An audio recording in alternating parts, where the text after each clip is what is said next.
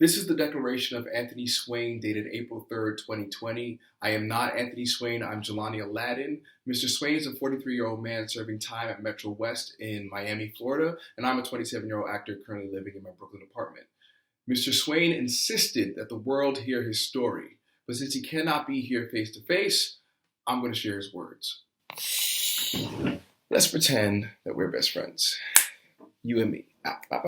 And I'm sharing these words like we're talking about one of our mutual friends. Since we know Anthony's paraplegic with a fragile respiratory system, we know that he's in the medically vulnerable cell. Now, there are about like 60 people in this cell.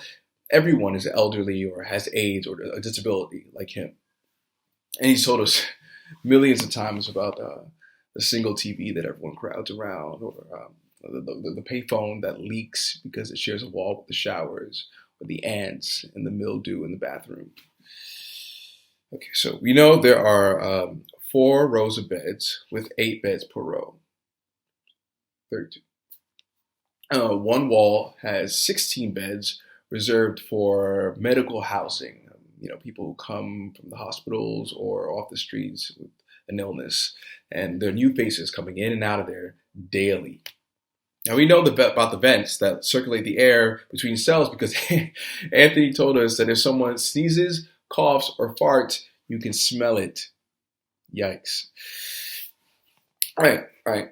So let's say I just got off the phone with him, and I walk into my living room, and I sit across from you, and you ask me, so, how's Anthony doing with all this?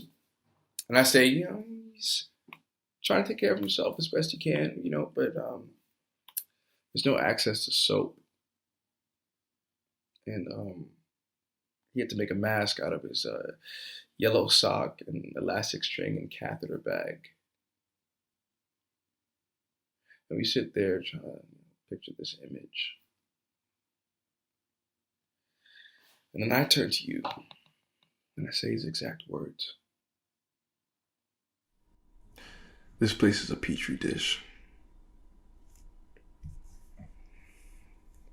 Corrections doesn't hire people to sanitize our cells. They have trustees who do it for free without masks or gloves. The cleaning supplies are extremely watered down.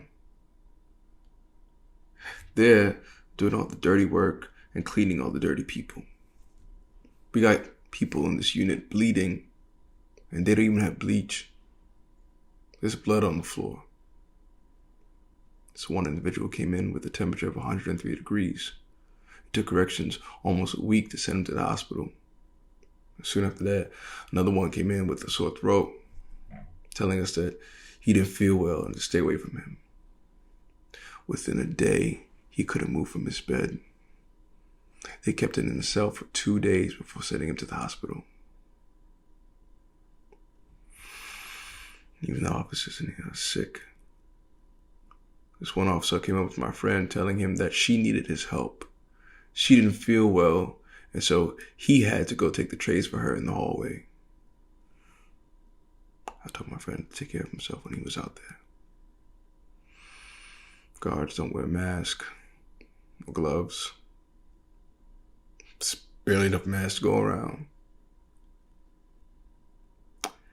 I hear the way the officers talk, and I can tell that they fear for their lives and don't want to bring the virus home to their families.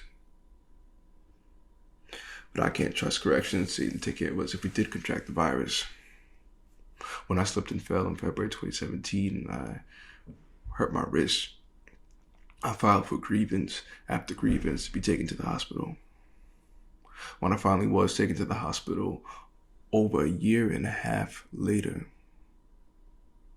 I had no feeling in my left arm. The doctor said if they had got me to the hospital sooner, they might have been able to save my wrist. Now they're going to have to fuse my wrist together.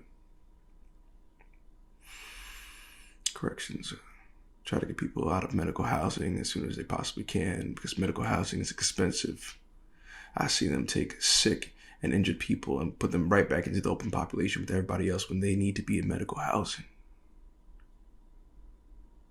And this is a place I wouldn't want to catch anything. I look at you And I say, that's when he hung up. And we sit here thinking about our friend, wondering if there's anything that can be done. Well, we know back in April, civil rights groups filed a lawsuit against Miami Department of Corrections calling for the immediate release of all medically vulnerable people, and for the jail to adopt comprehensive measures outlined by the CDC to protect the safety and health of the remaining people inside, including the staff, the nurses, and guards. And we know in April, there were no positive cases, though only a few people have been tested. And we know a federal judge ordered the Miami-Dade jail system to provide soap and cleaning supplies to everyone behind bars. Facts. And we know the U.S. 11th Circuit Court of Appeals blocked the order to provide masks and soap and cleaning supplies, saying the judge overstepped the law by assuming the role of super warden and would cause irreparable harm to the prison. Super warden and irreparable harm. Exact words.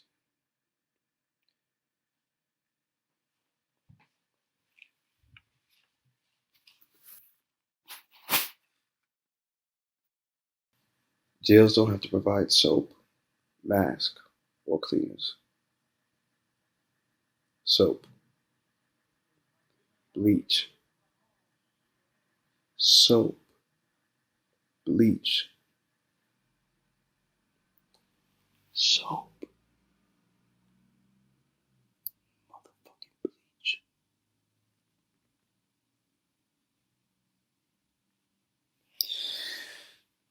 As of May 6, 2020, 163 people incarcerated at Metro West tested positive for COVID-19. But what we didn't know was that a few days later, after our call, Anthony Swain would test positive. And he would go to the hospital. We can't visit. We can't call.